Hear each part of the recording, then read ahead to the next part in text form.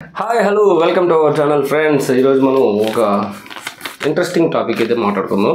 ఇది retro cinema గురించి review కాదు, లేకపోతే డిస్కషన్ కాదు, దాని గురించి పొగడడం కాదు, ఆ సినిమా గొప్పతనం గురించి గుణగణాల గురించి చెప్పడం అయితే కాదు. కానీ దీంట్లో నాకు ఒక విషయం ఆ సినిమా చూసినప్పుడు మెంటల్ ఎక్కిచ్చేసింది. యాక్చువల్గా చెప్పాలంటే మెంటల్ వచ్చేసింది నాకు. ఎలా తీసారా దీన్ని, ఎలా తీసారా అని అనిపించింది. అది ఏంటంటే ఒక సూర్య పెళ్ళి జరుగుతుంటుంది. పెళ్ళి తంతు, ఒక ఫైటు, అలాగే మధ్యలో డిస్కషను, మొత్తం ఒక బుద్ధుడి బొమ్మతో స్టార్ట్ అయింది. మళ్ళీ బుద్ధుడి బొమ్మతో ఒక 15 minutes ఒక సీను సింగిల్ షాట్లో తీసారు వాళ్ళు.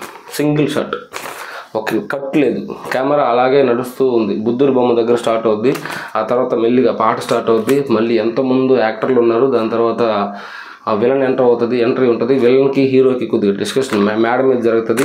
ఆ తర్వాత వాళ్ళు డిస్కషన్ అయిపోయిన తర్వాత మళ్ళీ కిందకు వస్తారు, మళ్ళీ పాటలు నడుస్తుంది. దాని తర్వాత మళ్ళీ కిందకు వస్తారు, అక్కడ ఫైట్ నడుస్తుంది. ఈ మధ్యలో ఫైట్ ఒక భోజనాల శాల దగ్గర ఫైట్ ఉంటుంది. ఇదంతా చేయాలంటే వాళ్ళు ఎంత కొరియోగ్రాఫ్ చేసుకోవాలి, ఎంత డిజైన్ చేసుకోవాలి, ఎంత కష్టపడి ఉండాలి. దీంట్లో మేజర్గా 3 వ్యక్తుల గురించి మాట్లాడాలి. ఫస్ట్ వ్యక్తి డైరెక్టర్ కార్తీక్ సుబ్బరాజు గారు. ఆ సినిమా కొంతమంది బాగుందంటారు, కొంతమంది బాగలేదంటారు. రెట్రో అనే సినిమాని చాలా మంచి సినిమా, ఎందుకు ఫ్లాప్ అయిందని అంటుంటారు. కానీ సినిమా మాత్రం ఆ 15 నిమిషాలు మాత్రం నెక్స్ట్ లెవెల్లో తీశారు ఆయన. అంటే ముందు ఆయన అనుకోవాలి కదా, ఒక సింగిల్ షాట్లో తీయాలని ఆయన అనుకో ఉండాలి. ఆ తర్వాత దాన్ని ఎగ్జిక్యూట్ చేయడానికి వీళ్ళందరికీ ఎక్స్ప్లెయిన్ చేస్తున్నారు. ఎవరెవరికి ఎక్స్ప్లెయిన్ చేయాలంటే కెమెరామ్యాన్కి, అలాగే ఆర్ట్ డైరెక్టర్కి, అలాగే ఆర్టిస్టులకి.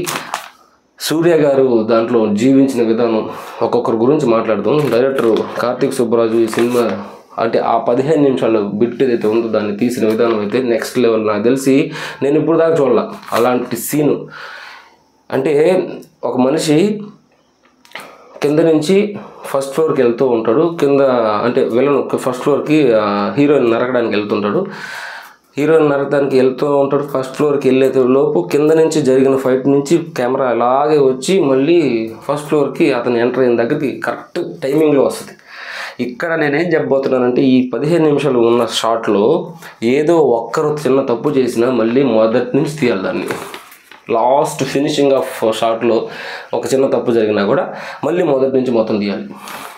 అలాంటిది షాట్ని వాళ్ళు కంపోజ్ చేసుకొని దాన్ని చాలా ప్రాక్టీస్ చేసుకొని ఆ తర్వాత దాన్ని ముందుకు తీసుకెళ్ళి ఉంటారు ఖచ్చితంగా, దాంట్లో డౌటే లేదు. అండ్ ప్రతి ఒక్క ఆర్టిస్ట్ దాంట్లో పూజా హెగ్డే గారు, అలాగే విలన్ కానీ, మన సూర్య గారు కానీ అందరూ ఫైటర్స్. మళ్ళీ మర్చిపోయి ఈ ఫైట్ మాస్టర్ పేరు వచ్చేసి కెచ్చా కంపాక్టి. ఆ పేరు అర్థం కాక నేను రాసుకొచ్చాను. ఆయన ఇంతకుముందు తుపాకీ, పుణ్యం సెల్వన్ అని మన బాహుబలి 2 కూడా వర్క్ చేస్తున్నారంట. Next level choreography, no doubt. దాన్ని కొరియోగ్రఫీ అనాలి. ఎంతమంది ఫైటర్స్ వస్తూ ఉంటారు, పోతూ ఉంటారు, కొడుతూ ఉంటారు. మళ్ళీ ఎక్కడ మనకు క్లమ్జీ అనిపించదు. ఏంది వీడు పడి ఉన్నాడు కదా, లేకపోతే మామూలుగా రెగ్యులర్ ఫైట్స్లో ఒకరు కొడుతూ ఉంటాడు, ఒకరు నిలబడుకుంటాడు పక్కన ఏం చేయకుండా. అలా కాకుండా అది వెల్ కొరియోగ్రఫీ. అది మామూలుగా మనం ఒక 10 మంది మీద పడిపోతే ఎలా ఉంటుంది, ఎలా కొడతారు, ఎలా డిఫెండ్ చేసుకుంటారు, అలా ఉంటుంది ఆ ఫైట్ మొత్తం.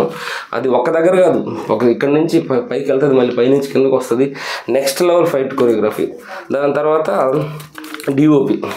ఇది అంతా జరగాలంటే దాన్ని క్యాప్చర్ చేసే కెమెరామ్యాన్ కూడా చాలా హైలైట్ అనమాట. శ్రేయస్ కృష్ణ ఆయన పేరు. ఆయన ఇంతకుముందు ఏ వర్క్ చేస్తున్నారో అయితే మనకు తెలియదు, కానీ ఆయన పేరు చూశాను. దీనికి డిఓపి ఎవరైనా కనుక్కున్నాను, అంటే గూగుల్లో చూశాను ఫస్ట్ నేను. Next level of choreography. ఇప్పుడు మనం మామూలుగా ఒక సీన్ తీయాలంటే ఒక క్లోజ్ పెట్టుకోవాలి, ఇంకో క్లోజ్ పెట్టుకోవాలి, లేకపోతే ఒక సైడ్ యాంగిల్ పెట్టుకోవాలి, ఒక సెషన్ పెట్టుకోవాలి. ఇన్ని పెట్టుకున్న తర్వాత ఒక సీన్ కంప్లీట్ అవుద్ది. కానీ ఈయన ఒక సింగిల్ షాట్లోనే తీస్తూ ఏ యాక్టర్ అయితే మాట్లాడుతుండో ఆ యాక్టర్ దగ్గరికి క్లోజ్ వెళ్తుంది, లాంగ్ వెళ్తుంది, మళ్ళీ కిందకు వస్తే అతను ఫాలో అవుతూ వస్తుంది.